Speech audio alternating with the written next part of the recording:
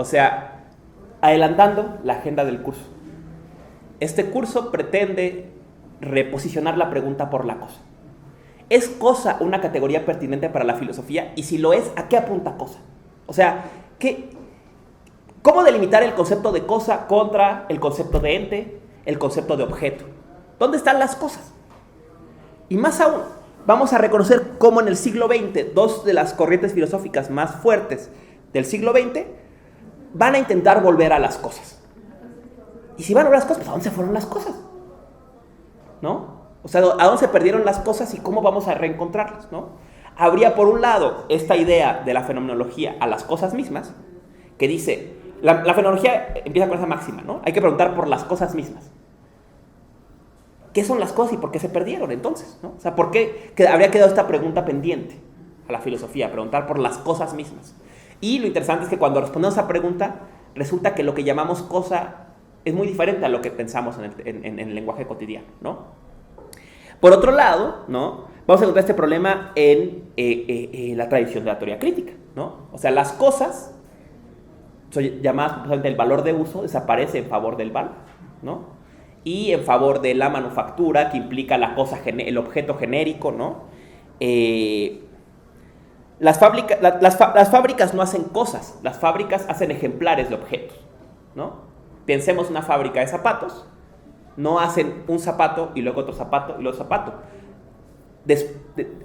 Despachan un montón de ejemplares de un mismo modelo, de un mismo Eidos, ¿no?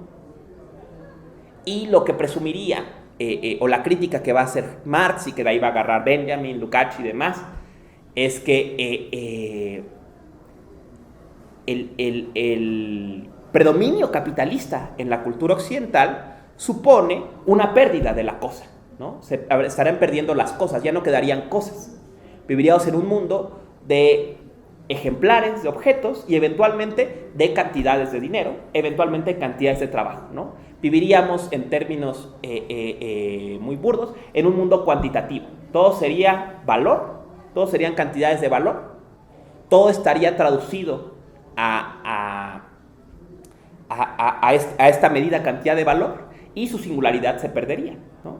Y entonces de ahí pensaremos en autores como Benjamin la resistencia del valor de uso con personajes como el coleccionista, ¿no? El intento de aferrarse a las cosas, ¿no? El coleccionista no quiere objetos. Les daba este ejemplo, ¿no? ¿Y cuánto vale tu colección? El coleccionista va a contestar, es una pregunta irrelevante porque no vale nada, no tiene valor. Justo es una colección porque no tiene valor, es puro valor de uso, es puras cosas. Yo valoro estas cosas en tanto cosas, no en tanto cantidad de trabajo, ¿no? Entonces vamos a intentar pensar qué pasó y de ahí vamos a irnos a De Boll, a Baudrillard y a Byung-Chul Han a pensar cómo vivimos en un mundo de no cosas, ¿no? Vamos a ver ejemplos contemporáneos. Apenas estaba oyendo un podcast muy interesante sobre el arte digital y las NFTs, ¿no? Decía el artista, es que las NFTs entran para intentar convertir en cosas nuestras piezas, ¿no? O sea, yo creo arte digital en AutoCAD, pero ¿cuál es la pieza? La pieza es la información que está en mi disco duro. La pieza es el código que está puesto en la página de internet. ¿Dónde está la pieza? Si yo produzco, mi producto artístico es un GIF, ¿cuál es la pieza?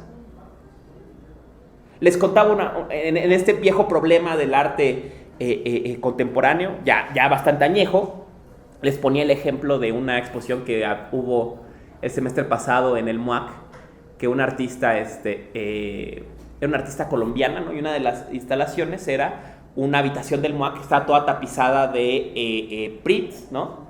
Y los prints eran como si fuera una cripta, ¿no? O sea, un montón de cuerpos, ¿no? Que eran pues prints, ¿no? Y era muy divertido porque, o sea, dicen, no, la pieza del artista, no sé qué, y entras. Y bromeaba, bueno, ¿y cuál es la pieza? Pues estos prints no son de ella, estos prints se hicieron en México. Son pieza de Chabacano, ¿no? O sea, y no son tontos. Salía y había 3 borradores, ¿no? 3 borradores del dibujo para el print. Porque ya sabían que alguien se iba a quejar de que no había pieza, ¿no? De que realmente pues, era una reproducción técnica que no tenía original, ¿no? Hay otro ensayo, no sé si nos da tiempo de verlo, que encontré cuando estaba viendo Nano Cosa, sobre la piratería de Byung-Chul Han, y habla sobre justamente el contratipo en China, ¿no? ¿Qué es el contratipo? A mí también me parece que es un tema digno de estudiarse, ¿no? El problema del contratipo, ¿no? Pero bueno, sería un poco lo que vamos a analizar, ¿no? Esta desaparición de las cosas en la modernidad como la desertificación del desierto de lo ente, como dirá Heidegger, ¿no? O sea, un mundo en que ya no queda una sola cosa, sino solamente quedan cantidades, diría Marx, cantidades de trabajo, ¿no? Entonces un desierto, ¿no? Dice también pomposamente el viejo Heidegger en La Cosa, ¿no? Todo el mundo teme la bomba atómica y no saben que lo peor ya ha pasado, que una vez que estalló la bomba no queda una sola cosa por destruir, porque ya no hay un mundo, vivimos en un mundo sin cosas, solo quedan cantidades, ¿no? Y de ahí vamos a pensar, y de ahí, como decía Byung-Chul Han, toma la idea y corre y dice, bueno, Baudrillard empieza diciendo, ¿qué pasa cuando cuando el símbolo se autonomiza, ¿no? ¿Qué pasa cuando la apariencia se autonomiza, ¿no? La apariencia sola no es una simulación, es un simulacro, o sea, es una cosa que es apariencia y que detrás de ella no hay nada, ¿no? Y va a hablar, por ejemplo, un ejemplo de esto podría ser las fake news, ¿no? O sea, una fake news es solo la ilusión, ¿no? Y piensen esto, ¿cuál es el ser de las ilusiones? ¿No? Decía un profesor, ¿cuál es el ser de un espejismo? ¿No? Es solo la apariencia, no tiene nada detrás, ¿no? Entonces, vamos a ver cómo es la idea del simulacro. Y de ahí va a decir, ¿qué pasa cuando vivimos en un mundo de simulacros? ¿No? Donde ya no queda realidad, donde ya no quedan cosas, solo quedan apariencias, ¿no? Y Byung-Chul Han corre con esta idea y dice, claro, hoy vivimos en un mundo de simulacros, ¿no? Dice, empieza el prólogo, ¿no? Dice, la cosa te enraiza al mundo. Y pone un ejemplo. Dice, las cosas son cosas de nostalgia. Las cosas portan una historia, ¿no? Y dice, pensemos, ¿no? En los juguetes que usábamos en la infancia. El juguete de la infancia tiene, en esa cosa descansa una nostalgia. Y a quien nos gusta coleccionar tonterías, disfrutamos de esto, ¿no? O sea, tú vas a un bazar y compras ropa en la paca, o compras un disco, o compras un libro. Por ejemplo, ¿no? Esta es una divertida, ¿no? Vas antes a Donceles, no sé, ya no son acciones de Donceles, pero vas a Donceles y compras un libro, ¿no? Que a nadie le ha interesado en 30 años, ¿no? La posición del Partido Comunista de Yugoslavia sobre no sé qué, ¿no? Un libro que a nadie le interesa, ¿no? Entonces abres tu libro y hay una dedicatoria que dice, de tu amigo del PRT, Juan, espero te esté yendo bien, 1983, ¿no? Y dices, no mames, ¿no? O sea, esta cosa, o sea, no solo es el contenido que puede ser interesante, sino ¿qué ha vivido este libro, no? Este libro pasó de manos de este güey que lo leyó, a quién sabe quién se lo está dedicando, y tenían una organización que existió unos años y para ellos esto era importante y esta discusión, ¿no? O sea, esa es una cosa y en esa cosa nos enraiza, ¿no? Y explicando brevemente el argumento de Byung-Chul Han, es una pregunta que se han planteado muchos. ¿Qué le va a pasar a la siguiente generación cuyos juguetes de la infancia son skins de Fortnite? ¿Cómo le llama él? Infosferas, no sé qué término usa, pero son unidades de información. ¿Qué van a comprar cuando sean viejos en los tianguis? ¿Qué van a comprar la generación de Minecraft y de Roblox cuando sean viejos en los tianguis? No van a tener cosas, van a vivir en un mundo de cúmulos de información, ¿no? Y podemos pensar en toda la lucha por mantener los servers activos y demás. Tiene que ver con aferrarse a cosas que no son cosas, que no tienen esta materialidad, no sé, ¿no? Ese es el problema que van a ver al final del curso. En fin, ¿hasta aquí alguna cuestión? ¿Algo más que quieran decir? Adelante, por favor. Hay un poema de Borges que se llama Justamente así las cosas. Y a raíz de todo esto último que estábamos hablando, o sea, de qué habrá pasado, cuál será como la historia de este libro sobre el mío, su pasado, o sea, a mí me parece una manera, la de Borges, muy especial de representar un poco de lo que estamos hablando. Muy buena observación, ¿no? Voy a revisarlo. Pero sí, ¿no? O sea, y es curioso, ¿no? O sea, encontramos pues no ya una cuestión teórica, sino más bien un diagnóstico epocal, ¿no? O sea, mucha gente está dándose cuenta que algo pasa en el siglo XX, que nos quedamos sin cosas y que las cosas empiezan a escapar en favor de otras unidades ontológicas, ¿no? Serán cúmulos de información, valor, ¿no? Como queramos llamarlas, pero no cosas, ¿no? Nos quedamos en un mundo sin cosas, ¿no? Y cómo hacer este rescate de las cosas, o dónde pueden rescatarse las cosas, ¿no? donde se les puede dejar descansar en su cosidad, ¿no? En su estatus de cosa, ¿no? Bueno, un poco empezando, ¿no? Ya con el tema, en este intento de delimitar, ¿no? Les decía, ¿no? Preparando este curso dije, bueno, ¿hasta qué se ha dicho en filosofía sobre las cosas, ¿no? Primer lugar al que va uno cuando quiere descubrir qué se ha dicho, vamos a la enciclopedia de Stanford. En la enciclopedia de Stanford de filosofía no hay una entrada sobre cosas. Y si la buscas, la entrada se confunde con la entrada sobre objeto, que es hacer la primera cosa que va a tener que aclarar. Cosa y objeto no son lo mismo, ¿no? Vamos a ver esa distinción. Entonces, la pregunta que quiero dejarles hoy es eso. Si cosa es una categoría pertinente para la filosofía.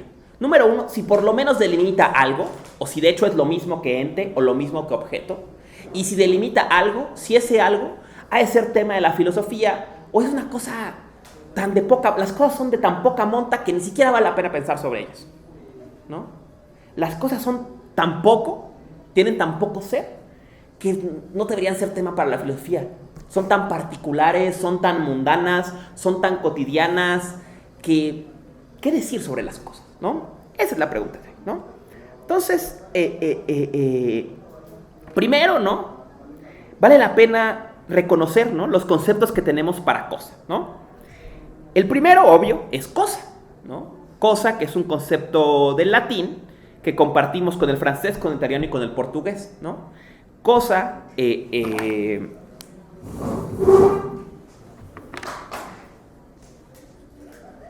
cosa, en el caso del español, del latín, digo, de español, del francés y del italiano, viene del latín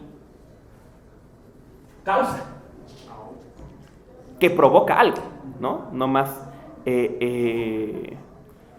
literalmente, ¿no? Y curiosamente, no hay una etimología clara de causa en el latín, pero se cree que puede venir de keu, del protoindoeuropeo keu, que querría decir golpear. Lo que causa un efecto. ¿Cómo entender esta descripción de cosa? Fíjate que te avientan una piedra. ¿Qué le hace cosa? Que te pega. El impacto que recibes, ¿no? Eso es lo que hace a las cosas cosas. Que generan efectos, ¿no? No te puedo aventar un concepto. No te puedo aventar un número. Por más que sean los conceptos y los números. Pero la cosa sí. La cosa sí te pega, ¿no? Causa algo en el mundo, digamos, ¿no? Habría que limitar el clásico, siguiendo con el latín, el clásico res, ¿no? Sería el término latín clásico. Res, viene la res protoindoeuropea reis. Reis, que tendría que ver con... Es curioso, vamos a ver cómo muchos de los conceptos para cosa tienen una acepción jurídica. En este caso, cosa viene de bien, de posesión. ¿Cuáles son tus cosas, tus bienes? Otra curiosa, de aquí viene el nombre coloquial de las vacas. Las reses son tus bienes, las cosas que tienes. ¿Qué tienes? Vacas, reses. ¿No? Decía mi queridísimo colega Hugo, que da clases de lógica, decía en broma, ¿no? ¿De qué son los tacos de los metafísicos? No, pues de res, ¿no? Entonces, pero bueno, eso les ayuda a hacerles ahí esta idea, ¿no? Del concepto de cosa como bien, ¿no?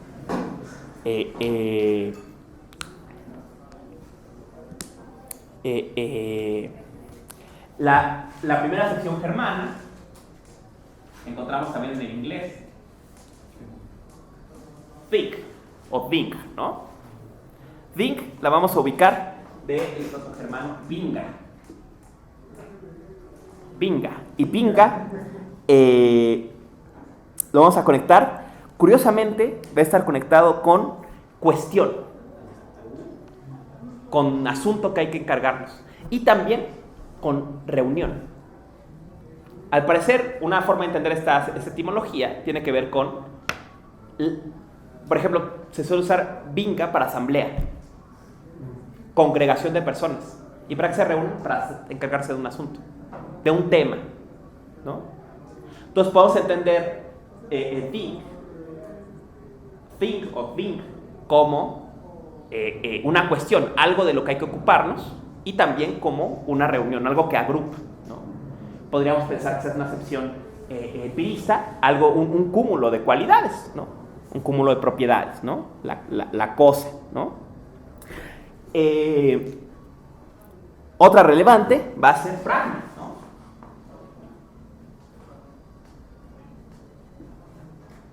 Pragma en griego, ¿no? Pragma, que tendría que ver con prazo.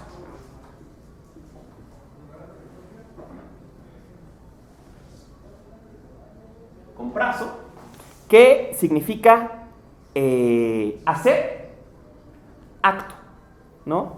Acto, hecho, cuestión, ¿no? O sea, algo que está ahí. Pero también es curioso, ¿no? Ver cómo en algunos de estos la cosa tiene una acepción no pasiva, sino activa, ¿no? Pensemos, por ejemplo, en cuestión, ¿no? Que se junta tanto en think como en pragma, ¿no? Es algo de lo que hay que ocuparnos, ¿no? ¿Qué hacemos con las cosas? Ocuparnos de ellas, ¿no? Una cosa es cosa cuando nos ocupamos de ella, ¿no? Vamos a ver eso adelante, ¿no? Pero las cosas son objetos de ocupación, objetos con los que nos las vemos, ¿no? Y esto conecta también con otra cruce interesante, ¿no? Que es de re, viene la adjetivación de res, que va a ser realis, ¿no? Realis, que podemos traducir literalmente como la cualidad de ser cosa, cosidad, y de dónde viene nuestro término, realidad. ¿Qué es la realidad? El mundo de las cosas. El mundo real es el mundo de cosas, ¿no? Y de ahí, bueno, pues si la realidad no es tema para la filosofía, pues ¿para quién más va a ser? Y la realidad, no, la puerta de acceso a la realidad es la re, nuestra determinación de cosa, ¿no? Porque realidad es el mundo de las cosas, el mundo de la cosidad, ¿no? Ahora de aquí son pertinentes algunas distinciones relevantes, ¿no? Primero, distingamos la obvia, cosa y objeto. Cualquiera que conoce a Kant conoce la distinción. El objeto es la síntesis de la subjetividad de las intuiciones sensibles, ¿no? Mientras que la Ding en Sum, la cosa en sí, es un concepto abstracto de lo que sea que son las cosas independientemente de cómo se nos aparece. El noumeno, ¿no? La versión positiva del noumeno es la cosa en sí, ¿no? Mientras que el objeto es cómo se le muestra la subjetividad o las ciencias que hacen la subjetividad de las intuiciones, ¿no? Y vemos en el propio término, ¿no? Objeto se dice objeto de dos formas, ¿no? Volviendo a las etimologías para que vean cómo soy alumno de Heidegger, inevitablemente, ¿no? Vamos a tener la clásica, Gegenstand, lo puesto enfrente, y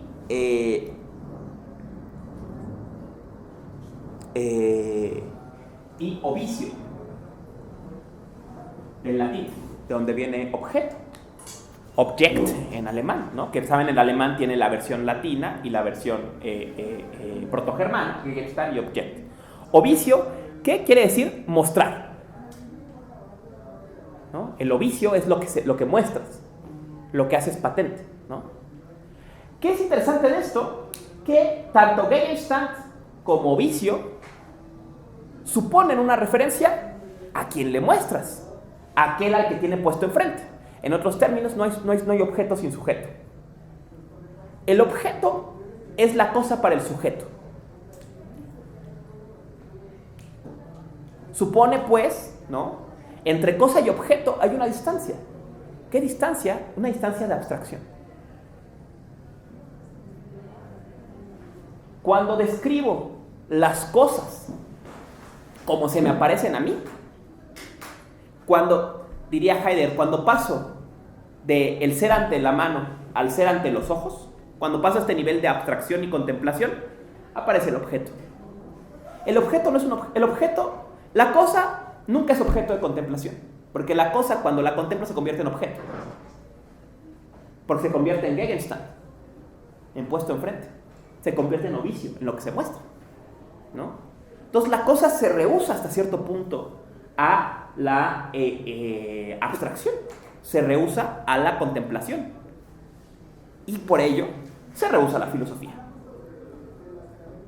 Se esconde. ¿Dónde se esconde la cosa? En lo cotidiano. En la oscuridad de la cotidianidad. Estos son los temas clásicos de la fenomenología. Las cosas más cotidianas son las más escondidas. Lo más cercano es lo más lejano. ¿Por qué? Porque su propia cotidianidad y precomprensión lo esconde. Decía, el primero a formular este principio fue Agustín, y siempre cito este ejemplo de Confesiones 11, ¿no? Si no me preguntas qué es obvio. Y una vez que me preguntas, no sé qué contestarte, ¿no? Es el principio de esta sombra que pone la obviedad, ¿no? Otro delimitante importante, ¿no? Cosa no es ente. Como sabemos, ¿no? Ente viene del griego on, que es el participio de eimi, ¿no? O sea, que es. Bueno, de eisi en infinitivo. De on, eimi, ¿no? ¿No? Es que es, ¿no? ¿Por qué las cosas no son entes? ¿O por qué cosa y ente no son sinónimos? Porque muchas cosas son entes y no son cosas. ¿Pueden pensar qué puede ser sin ser una cosa? Perfecto, exacto. Los números, tal vez, según la posición sobre el tema, las ideas, los conceptos son. Bueno, nada no es justo su diferencia, es meón, ¿no? Lo otro de lo que es, ¿no? Pero muchas cosas son sin ser cosas, ¿no? Vamos a ver, curiosamente, en Brentano, ¿no? Brentano va a asegurar que la cosa por antonomasia no es la cosa exterior, sino no es el fenómeno natural, sino el fenómeno psíquico. Que el fenómeno psíquico es cosa por antonomasia. Adaptamos al argumento de psicología desde un punto de vista empírico. Brentano dice, ¿por qué la cosa por excelencia es la cosa, el fenómeno psíquico y no el fenómeno físico? Porque mientras que del fenómeno físico presumimos que es la apariencia de otra cosa, o sea, yo creo que el fenómeno físico, o sea, la apariencia botella, el objeto botella, asumo que es el mostrarse de otra cosa que se me rehúsa. El objeto psíquico, a saber, la tristeza, la alegría, el recuerdo, solo son su apariencia. ¿Qué es la tristeza? La sensación de tristeza. No hay nada detrás de la tristeza. La tristeza no tiene traspatio, mientras que presumimos que el objeto exterior sí. Entonces, la cosa por excelencia, o la cosa accesible por excelencia, sería la cosa psíquica y no la cosa física. Claro, a Brentano no es anterior y no le habría gustado el psicoanálisis, ¿no? En que quizás tampoco la cosa psíquica es transparente, ¿no? O la cosa psíquica también sería objeto de interpretación y de perspectivas. Pero entrada su argumento es ese, ¿no? Y con ello pues, se vuelve el padre de la fenomenología, ¿no? Con este punto de vista, en que dice, mira, tú puedes, en términos fenomenológicos husserlianos, yo si pongo en duda, o sea, si practico la reducción fenomenológica, como hizo Descartes, y pongo en duda todas las impresiones de los sentidos, yo no sé si estoy viendo esta botella. Yo no sé si es como aparece. No lo puedo saber. Pero sí sé que me gusta, o que me disgusta, o que la recuerdo. Eso no me lo puedes cuestionar. ¿Por qué? Porque su único ser es que yo lo sienta. No tiene ser más allá de eso. Entonces, ¿qué es una cosa que se da por sí misma? Los estados psíquicos. Pero bueno, eso lo vamos a ver la próxima semana, ¿no? Que leamos a Brentano con más cuidado y que veamos a ver pues de ahí cómo le empezó a girar la ardilla Husserl cuando tomó sus clases y de ahí arranca toda su posición. Pero bueno, no sé si esto es claro, porque cosa y ente no son sinónimos, ¿no? O sea, sin duda todas las cosas son, pero no todo lo que es cosa, ¿no? Hay muchas entes que son sin ser cosas, ¿no? Los objetos son, más no son cosas, ¿no?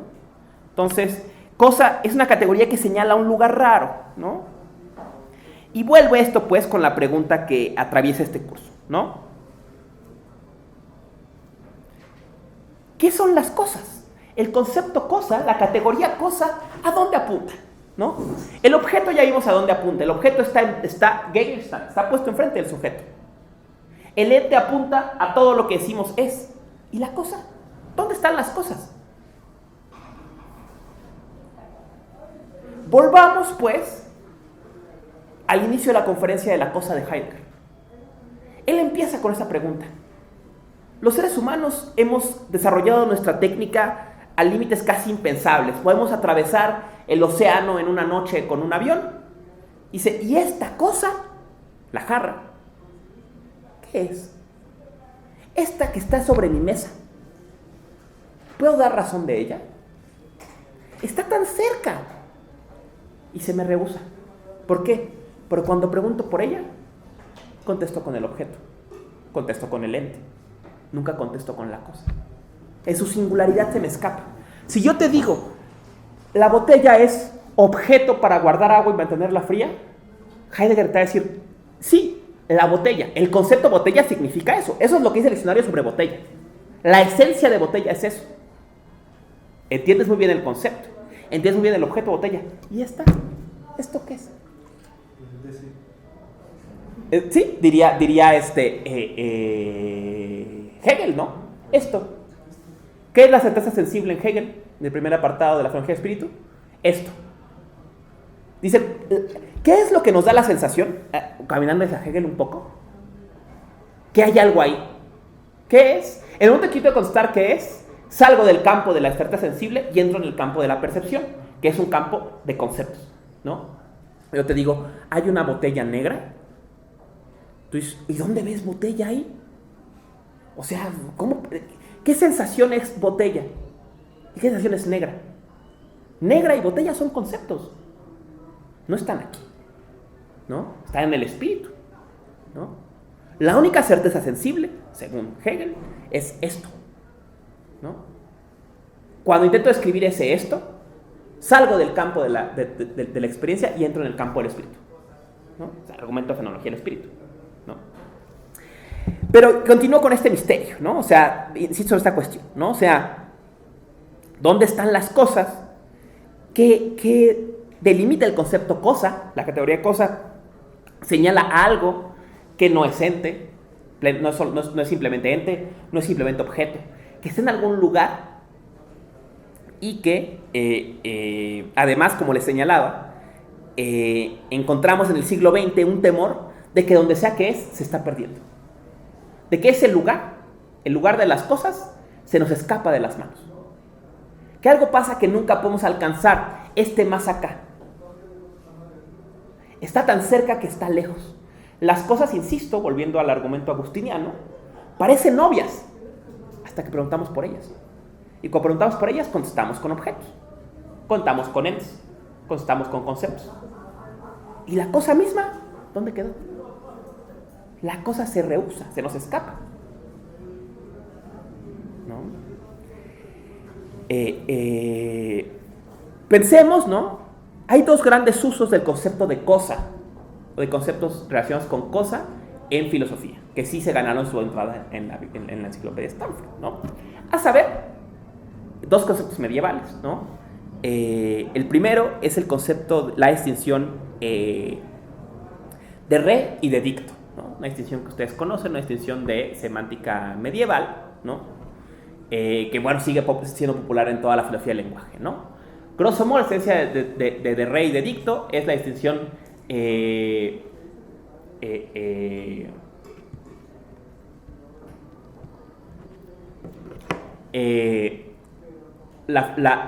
la proposición Hugo tiene 4 letras es de dicto y Hugo tiene una motocicleta es de re, ¿no? Una describe la palabra de dicto y otra describe la cosa.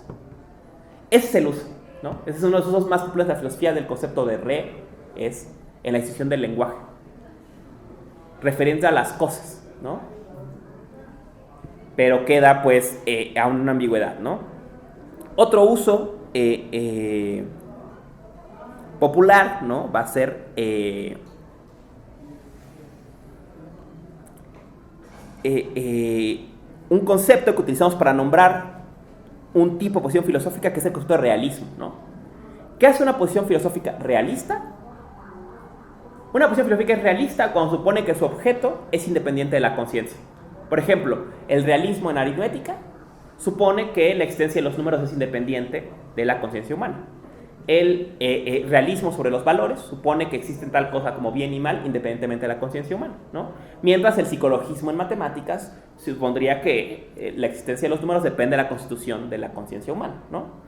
Pensemos en Frege contra Stuart Mill, ¿no? Sería ejemplo de psicologismo y realismo, ¿no? Y aquí queda algo que preguntar, ¿no? ¿Las cosas son independientes de la conciencia? ¿Las cosas reales son independientes de la conciencia? Lo son, ¿no? Sabemos que los objetos no.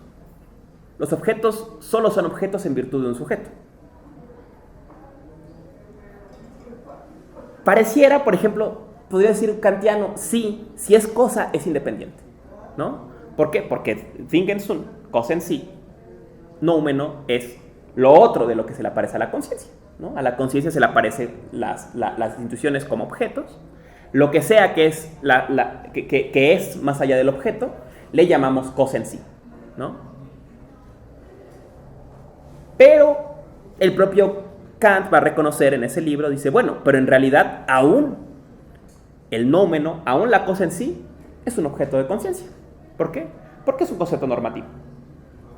Es una cosa a la que no tenemos acceso. Yo nunca te puedo decir, esto es una cosa en sí.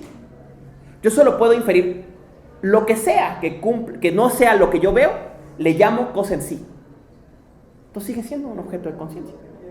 Sigue siendo algo relativo a la conciencia, ¿no? Pensemos ahora en las puras etimologías, ¿no? Las cosas no están a secas, no están nada más perdidas. Las cosas son bienes, ¿no? Las cosas son cuestiones. Las cosas son actos. Las cosas son, las cosas nos golpean, ¿no? Se chocan con nosotros, ¿no?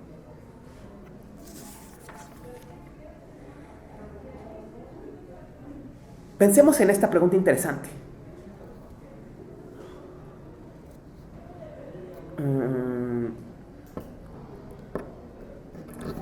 ¿Una galaxia es una cosa? ¿Un planeta es una cosa?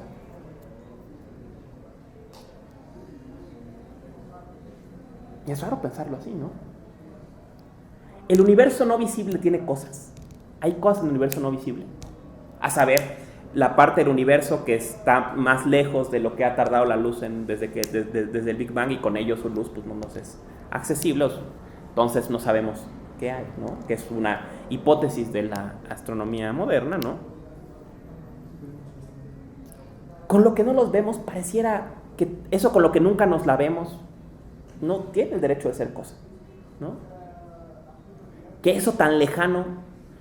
En otros términos, vamos a pensarlo en términos, en distancias.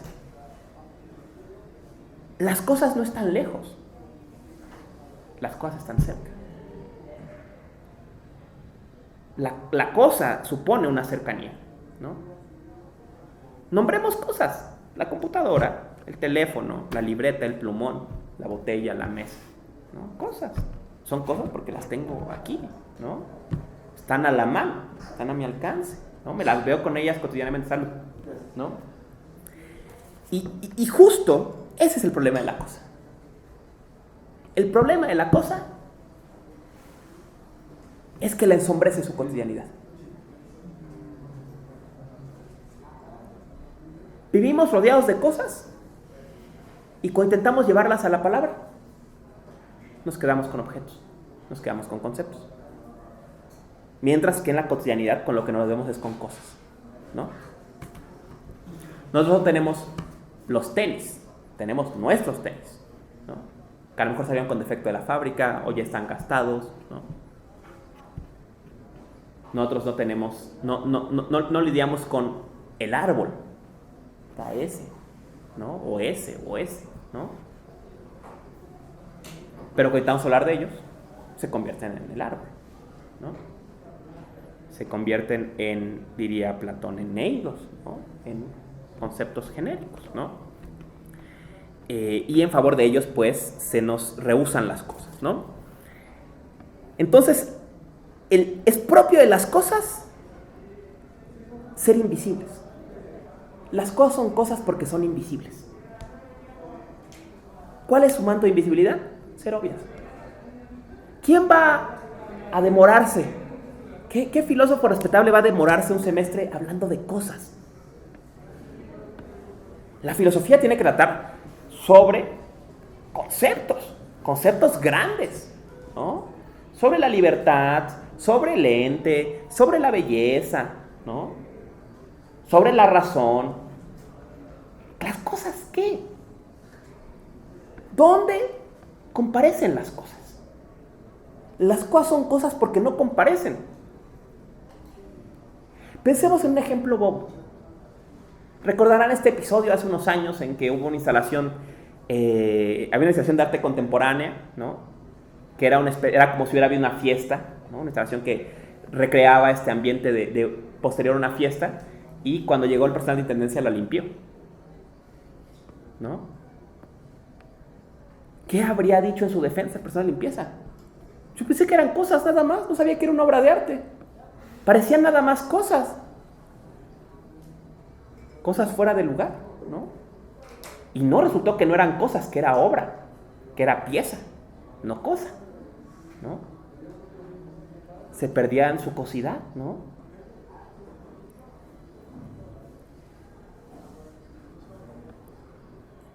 Y esa, insisto, es una propiedad interesante de las cosas, que de entrada se nos presenta, que son invisibles, que se rehúsan en su cotidianidad, ¿no?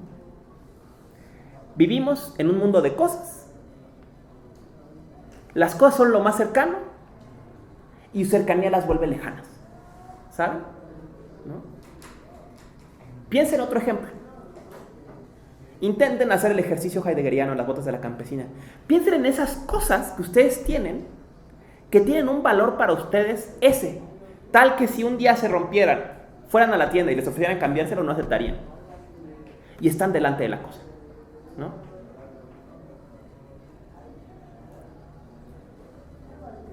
Y a la vez, ¿no? Decía Byung-Chul Han, ¿no? Las cosas nos enraizan. Nuestras cosas. En algún episodio de creo que en La Emboscadura dice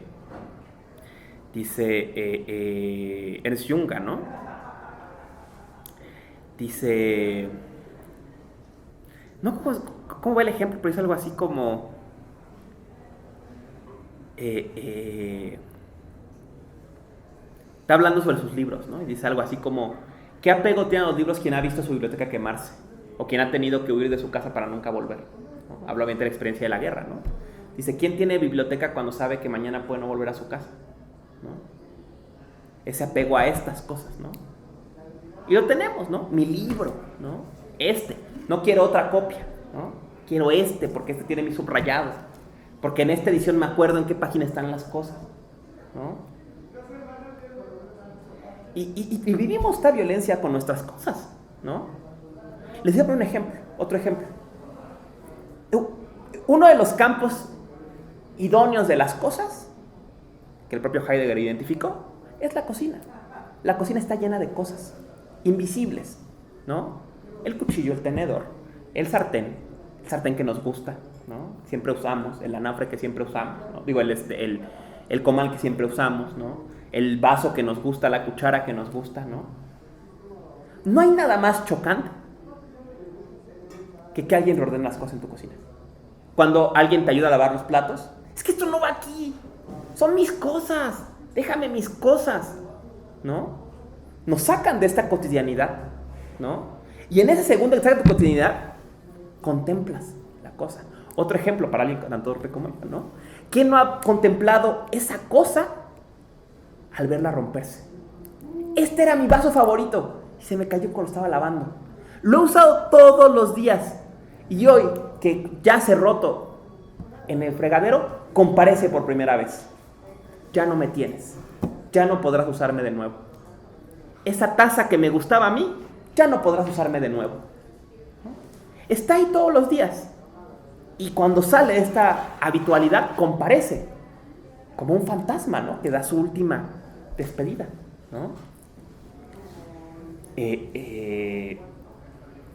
Vemos así, pues, este reino invisible de las cosas, ¿no? Este reino inaccesible de las cosas a la razón, ¿no? Pareciera que la razón misma se le rehusan las cosas, porque la razón es sobre cuestiones universales, ¿no? Y las cosas son todo menos universales, ¿no? La cosa, el concepto cosa, sin duda es un concepto universal, pero las cosas no. Entonces, ¿qué decir la filosofía sobre las cosas, ¿no? Sobre sus demasiado cerca, ¿no? Tan cerca que se escapan, ¿no? Y habría acusado, pues, otro problema que viene tangencial a este es que a la vez que las cosas se nos ocultan, como hemos visto, la cosa es la puerta de acceso a la realidad, ¿no? El mundo real es el mundo de las cosas, ¿no? ¿Qué de real tiene?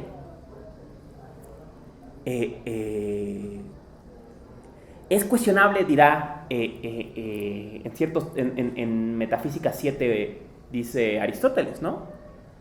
Mucha gente dice que los números son, mucha gente dice que los universales son, pero entremos, él dice en su momento, con los entes sensibles, con los que todo mundo asume que son.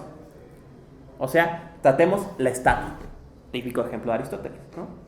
Dice, yo no te voy a discutir, en libro 7, no te voy a decir sobre el ser del número, no te voy a decir sobre el ser del concepto, pero sí de esta estatua, de esta mesa, ¿no? De ese sí, de este animal, de ese sí vamos a intentar, ¿no?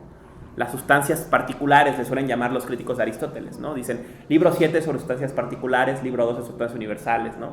En los de estos mapas de metafísica, ¿no? Entonces, sin cosas no hay realidad.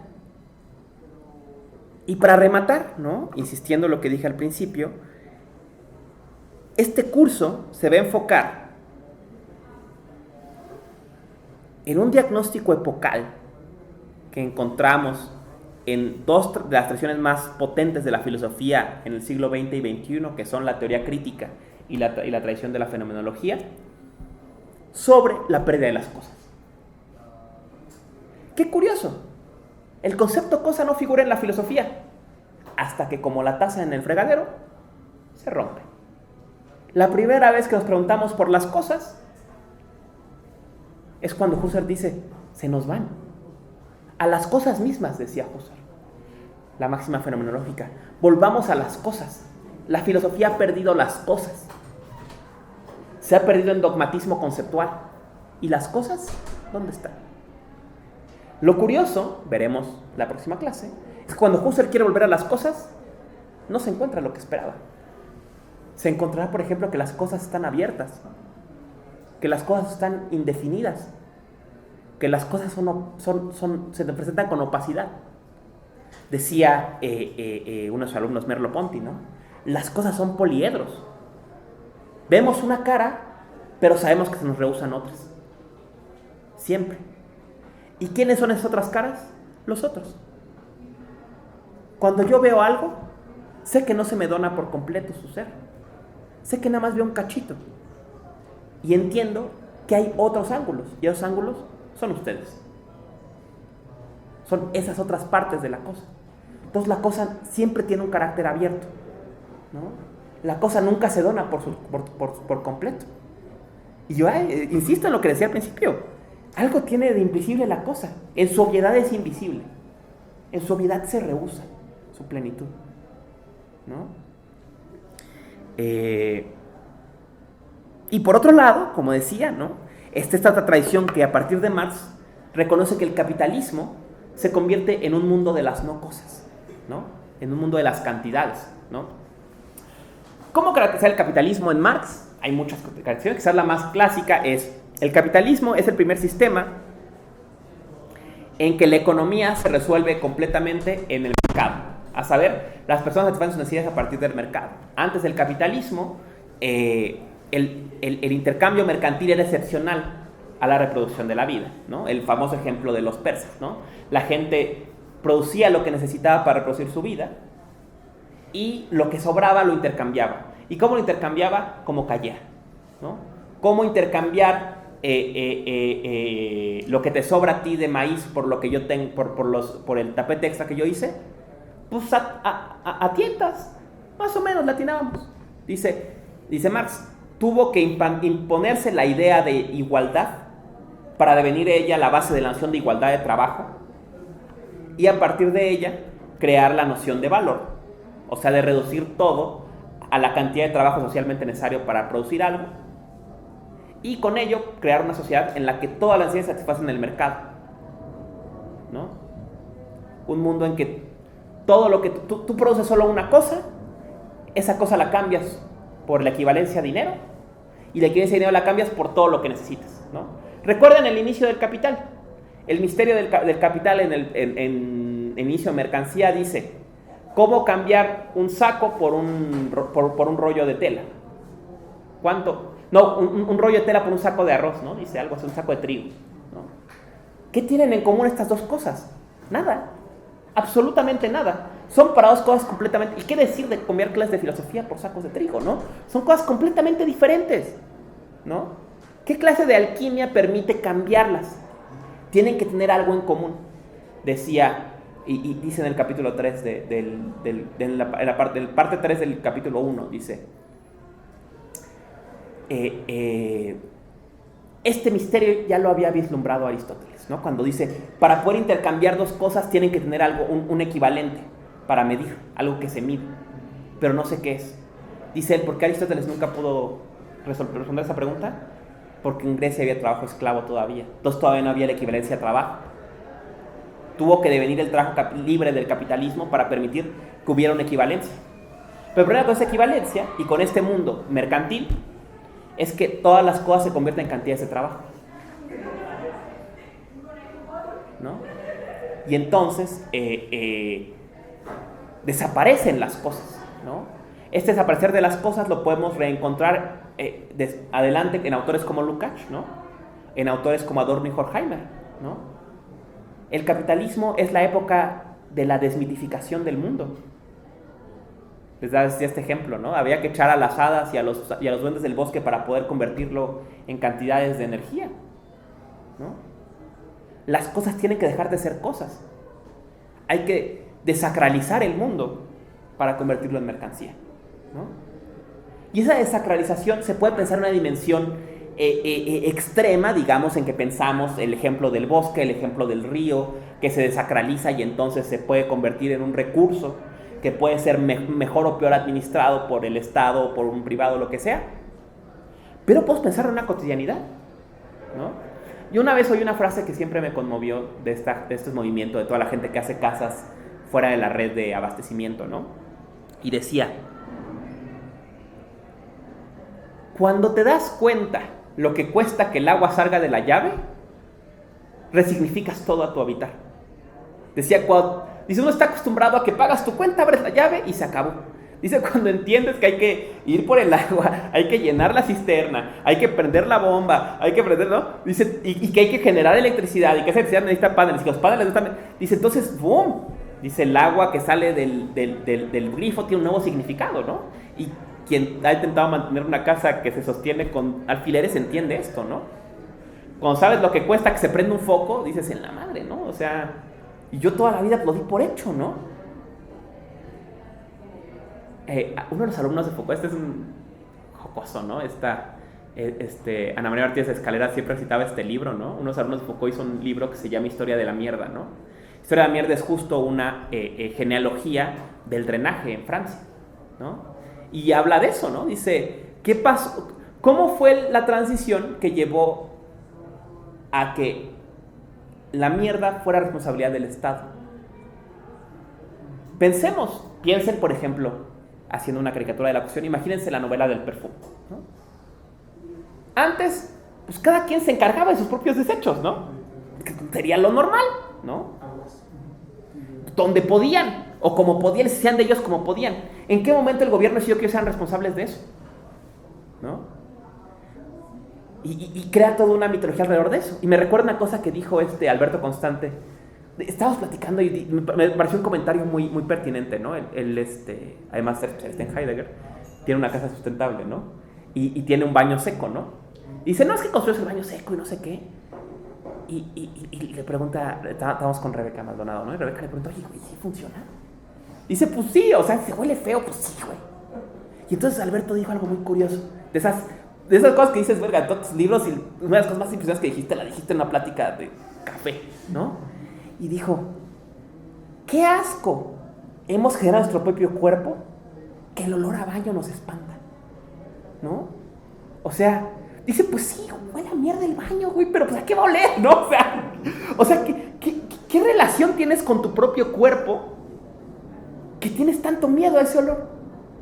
Pues claro, vas a la letrina y eso va a oler, güey, pues ¿qué esperas, no? ¿Y qué crees? Así ha ido la gente al baño por 10,000 años hasta hace 50, ¿no? Yo que vivo en Tláhuac, hasta hace menos, ¿no? Hasta hace mucho menos, ¿no? O sea, y ahora es como, no, ¿qué voy a hacer si huele, ¿no? Dice, bueno, dice, pues sí, huele eso, pues ¿qué vas a pues, olerlo, güey? Pues ya, ¿no? Y dije, claro, ¿qué razón tiene? Y pensaba mucho en este texto del alumno de Foucault, ¿no? Tuvo que darse la idea, ¿no? De que ese olor era insoportable para que entonces dependieras tú de una infraestructura que el Estado obviamente tiene el monopolio sobre ella y que te fuerza a vivir en espacios, etcétera, ¿no? Y te quita tu autonomía y demás, ¿no? Y si lo dudan, pues algunos se les inundó su casa recientemente, ¿no? Con las aguas negras, es un tema, ¿no? Pero bueno, no entra con esta pérdida de las cosas, ¿no? Les decía, hay una desacralización a un nivel, puedo verla en el nivel extremo, puedo verla en cualquier cosa, ¿no? El mundo capitalista, el capitalismo ha convertido todo en cantidades de dinero y con ello en cantidades de trabajo, ¿no? Prueba de ello es que no hay nada que no tenga, nada que no se pueda comprar, ¿no? Nada que no ostente este valor de esto no puedes pagar por tenerlo, ¿no? Y por eso hay, por ejemplo, tantas prácticas que intentan reivindicar este carácter invaluable, ¿no? Recordaba un ejemplo de un amigo querido, ¿no? Que por cierto es filósofo también, es de la Escuela de Kioto, pero es tatuador, Juan Juárez. Juanito decía, ¿no? Decía, es que hay algo bello en el tatuaje porque no puedes pagar para aprender a hacerlo. Dice, yo tuve que venir a lavarle el coche al Pablito años para que me enseñara. Y lavar su baño y pasear sus perros. Dice, tuve que ser un aprendiz. O sea, y ser un aprendiz es hacer talacha. No puedes llegar, pagar a una universidad que te den tu título de tatuador. Tienes que aprender a la antigua, ¿no? Y dice, y hay algo bonito en estos pocos saberes que todavía quedan, que se aprenden así, ¿no? Que se aprenden haciéndolo, que se aprenden siendo aprendiz, ¿no? Que tienes que no puedes llegar y pagar y que te den, ¿no? Que no es algo que se pague con dinero, ¿no? Y me pareció un ejemplo interesante, ¿no? Esta idea de... Podemos, insisto, otra vez pensar en los ejemplos benjaminianos del coleccionista. Podemos pensar en el clásico ejemplo de Thoreau y la desobediencia civil, ¿no? Saben, Thoreau hizo este caso que quiso construir una cabaña sin usar dinero, ¿no? Dijo, voy a hacer esto sin dinero. ¿Cómo? Pidiendo prestado. Oye, ¿me prestas un martillo? Sí. Oye, ¿me prestas? Y ahora, digo, si Thoreau hubiera vivido en el siglo XXI, habría hecho una serie de YouTube sobre eso, ¿no? Porque es lo que ahora se hace, ¿no? Pero, y la habría monetizado, ¿no? Pero bueno, ahora es entonces escribió un libro, ¿no? Pero da esta idea, ¿no? De esta desaparición de las cosas, ¿no? Y que remata con estas ideas que encontramos en Heidegger, en Baudrillard, en De Boll, en Byung-Chul Han, que viviríamos en un mundo sin cosas ya. Un mundo de simulacros, un mundo de apariencias, un mundo en que ya no queda, y si ya no quedan cosas, como dijera Baudrillard, ya no queda realidad, ¿no? Que ese es lo que va a la triada de ensayos de la guerra del Golfo nunca pasó, ¿no? ¿Cuál es guerra? ¿Quién ha leído un trabajo literario que yo siempre cito porque es de mis favoritos, que aborda esto? Es 1984, ¿no? En que justo lo que desaparece es la realidad, ¿no? Desaparece este sentido de realidad, ¿no? Le dicen, spoiler de la novela, ¿no? En un momento a un personaje que están torturando, le dicen, queremos que digas que 2 más 2 es 5. Y él dice, bueno, 2 más 2 es 5. Dice, no queremos que nos lo digas para que estemos contentos. Queremos que lo creas. que estés convencido que 2 más 2 es 5. Que eso es verdad. Y si mañana te digo 2 más 2 es 3, que mañana 2 más 2 sea 3. No que me lo digas para que esté contento, no que nunca jamás digas 2 más 2 es 4, ¿no? Y es uno de los grandes traumas del personaje, ¿no? Él dice, a mí me podrán convencer si la guerra es con Oceania, o es con Eurasia, o es con no sé quién, y si la oposición, y si no sé qué, pero yo sé que 2 más 2 es 4, debe haber un sustrato de realidad, ¿no? Y la novela remata en eso, ¿no? Dice, y cuando vences la realidad, vences a toda oposición, ¿no? Al final, la oposición queda anulada. No, dice, si te mato te convierto en un mártir. Quiero que creas en lo que yo digo. Quiero que creas que este es el mejor régimen posible y que lo que decimos es verdad siempre. Y una vez que lo creas, quedas anulado en realidad, ¿no? Si te matamos o te exiliamos, siempre quedas como este ideal del que se opuso. Pero tenemos que incorporarte, ¿no? A este relato de no realidad, ¿no? O desaparición de la realidad, del neolenguaje, ¿no? De este mundo de nuevos sentidos, ¿no?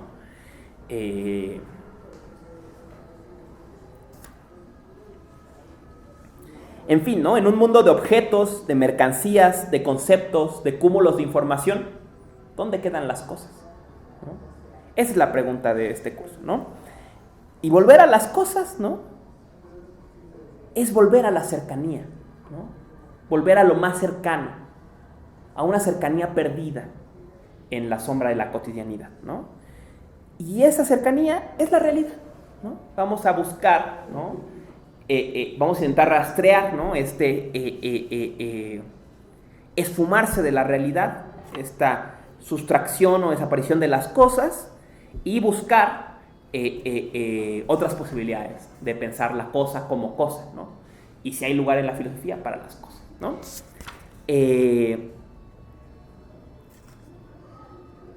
¿Alguna pregunta? ¿Alguna cosa que quieran decir? ¿Algún comentario? ¿Algo que les haya quedado inspirado esto a pensar o lo que sea? Cualquier cosa. Adelante, por favor. Pues igual como estamos valorizando como el valor de uso de las cosas y la nostalgia que viene con todo eso, también pues, existe el caso contrario, ¿no? O sea, cuando se mercantiliza la nostalgia. Y pues no sé, he estado pensando como ahorita el skate de los Juegos Olímpicos, que pues lo ves y pues piensas pues, cómo los entrenan, ¿no? Se supone que el skate es un deporte de calle y cosas precisamente todo el entorno, y reducirlo a lo máximo de cierto tiempo, ciertos trucos, pues te das cuenta de pues, todo lo que se va perdiendo, pero pues a la vez también puedes ver en los patinadores sus singularidades, no sé, que no usan ropa como tal, o que muestran mucho de sí. Muy buena observación, ¿no? Y justo, por ejemplo, en el skate hay habido que cuantificas, ¿no? O sea, qué cantidad comparas que uno es 8 y el otro es 9, ¿no? Y en el skate se fue el gran dilema, ¿cómo hacer para meterle números para poderlo cuantificar y hacerlo, ¿no? Que fue la obra de Rob Dyrdek y todos ellos en Street League, ¿no? Crear una forma de medirlo en cantidades, ¿no? Y antes eso, pues, es un performance, ¿no?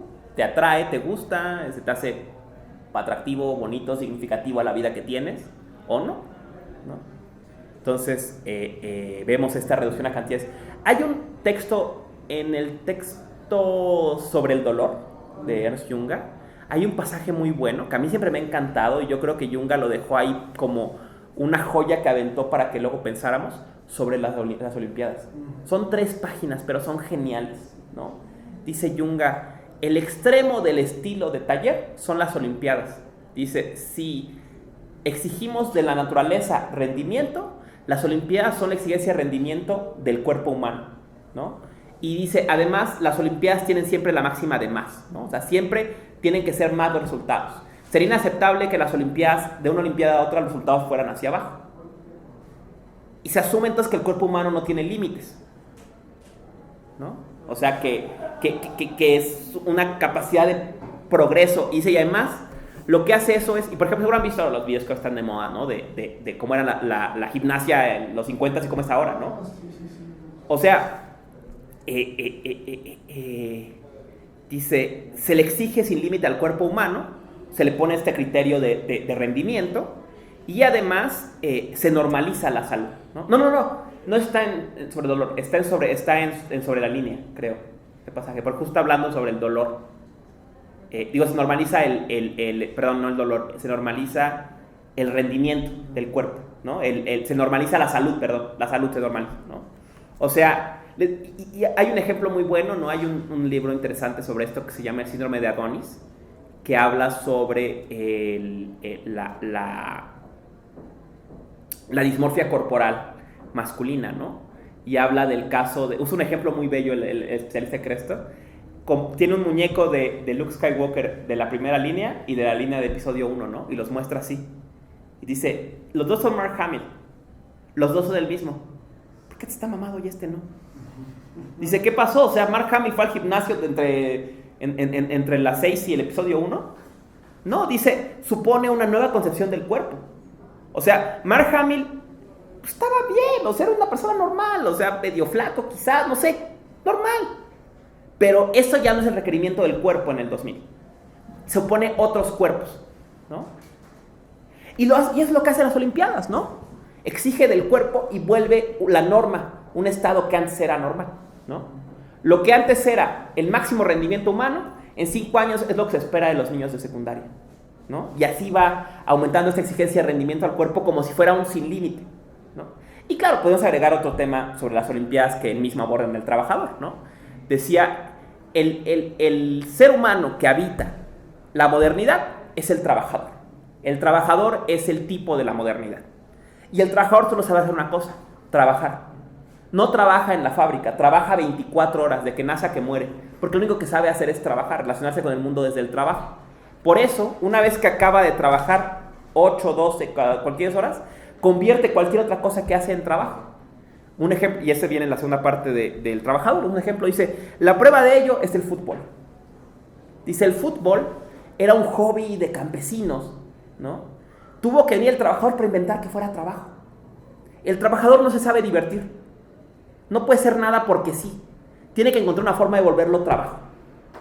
La música, el fútbol, la pintura, todo tiene que ser un trabajo, ¿no? Tiene que hacer dinero, o sea, tiene que pensarse desde el trabajo. No hay nada que diga, lo hago pues porque me gusta. ¿Y qué ganas? Nada, pues, me divierto, ¿no? Y ya, ¿no? Todo tiene que ser trabajo, ¿no?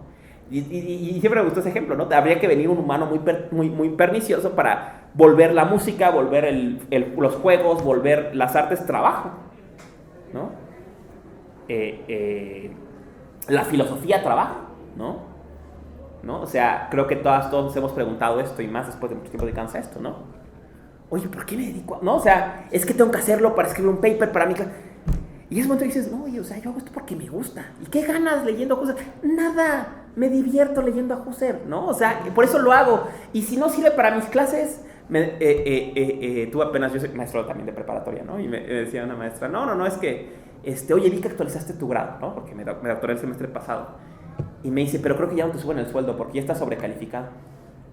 Y yo pensé, pues sí, o sea, no lo hice pues, para sobrevivir, ¿no? La beca. Y pues porque me gusta la filosofía, o sea, no me importa, ¿no? O sea, el objetivo es esto. Yo ya gané, no me importa que esto no le interesa a nadie, que la gente no se inscriba a mi clase, que nunca nadie publique estas cosas. Me divierte leerlas y pensarlas. Y hablar con gente que le interesa también y que me digan lo que piensan, ya gané con eso, ¿no? O sea, no tengo que monetizarlo de ninguna forma, no tengo que convertirlo en un trabajo de ninguna forma, ¿no? Solo hecho de hacerlo es el placer, ¿no? Pero esa es una mentalidad que el trabajador no puede tener, ¿no? El trabajador va a ver todo y va a buscar cómo hacerlo trabajo, ¿no? Y vivimos en un mundo en que jugar videojuegos es un trabajo, ¿no? Vivimos en un mundo en que mandar notes es un trabajo, ¿no? Piensen en estos memes, ¿no? De trabajos del futuro, ¿no? O sea, justo esa idea, ¿no? De estar convirtiendo cualquier pendejada en trabajo, ¿no? O sea, porque es la mentalidad del trabajador. El trabajador solo sabe trabajar, ¿no?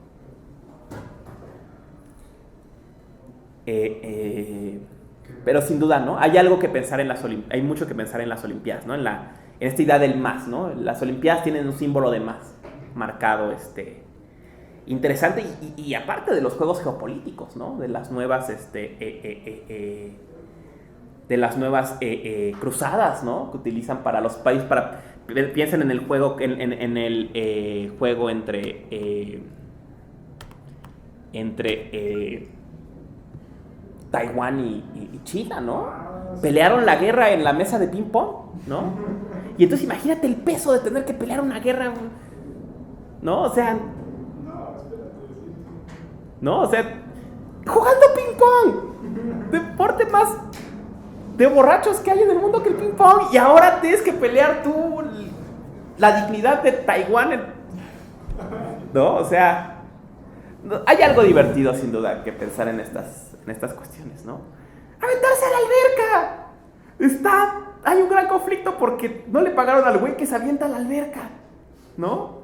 Al clavadistas olímpicos que no lo apoyan. Dices, güey, estás aventándote a la alberca, ¿no? O sea, qué bien que te guste y que te diviertas y si cuentas con alguien en la sociedad para que te pague por hacerlo, qué bueno. Pero no puede estar las instituciones de México jugándose en un güey que se avienta a una alberca, ¿no? ¿Saben? O sea, en fin, ¿no? Pero buena observación, sin duda. ¿Algo más, colegas? ¿Algo más que quieran contar? Adelante, por favor. También, por hablando de las cosas, me acordé de una novela que se llama La Policía de la Memoria, y me acuerdo de este mismo tema de que a lo largo de la novela se van perdiendo como el concepto de los pájaros, de un lápiz, y bueno, ¿eso para qué sirve? No sé. Llega un momento así, mi pierna para qué sirve, no sé, caminar. Muy bueno. Y como ya a lo largo de la novela dice, como para qué, ¿no? ¿Para qué el gobierno, esta policía? Y no se nos da una respuesta. También como esta modernidad, ¿por qué no se nos da el por qué, ¿no? Eso de los NFTs, de los niños que ahorita ¿qué van a comprar en 20 años? Como lo relacioné, ¿no? Muy buena observación. Curiosamente, esa novela es la que cita Byung-Chul Han en su libro. O sea, empieza diciendo, en Policía de la Memoria se relata una sociedad, ¿no? Muy buena, o sea, de ahí me resonó, muy buena observación, sí. Justo es. Y él dice, nosotros somos nuestra propia policía de la memoria, ¿no? Nosotros somos los que estamos eliminando las cosas, ¿no? Él dice, algo hace que desaparezcan, somos nosotros los que estamos desapareciendo las cosas mismas, ¿no? Y bueno, muy interesante, pero buena observación, ¿no? Hay también un manga muy popular, ¿no? Que se llama Gansero, no sé cómo se pronuncia, que justo es sobre una sociedad muy en el futuro en que se crean unas máquinas que se autorreproducen, pero eventualmente la gente que puede usarlas muere o se olvida cómo. Entonces esta máquina solamente hace ciudad, se dedica a hacer una mega máquina ciudad inmensa y eventualmente, sin spoilers, descubren que ya es más grande que el planeta Tierra. O sea, solo convierte materia en ciudad, pero ya no tiene ningún propósito la ciudad, ¿no? Y la gente vive refugiada dentro de esta macro máquina, computadora, ciudad, pero ya no tienen control de ella. O sea, se rompió las personas que pueden controlarla. Entonces están buscando que alguien pueda controlarla para intentar que ya no siga construyendo y que les deje sembrar algún cachito de tierra para poder comer o encontrar agua o algo, ¿no? Pero esta madre ya no puede parar de hacer, ¿no? O sea, y justo interesante es eso, que son máquinas que pueden cambiar cosas a nivel subatómico. Entonces convierten todo en ciudad, ¿no? O sea, estrellas en ciudad, planetas en ciudad, ¿no? O sea, como que solo crean aparte, o sea, comer todo en un mismo elemento, ¿no? Digamos, ¿no? Y es esta idea de certificación, ¿no? De convertir todo en una equivalencia, ¿no? ¿Algo más, colegas? ¿Algo más que quieran comentar?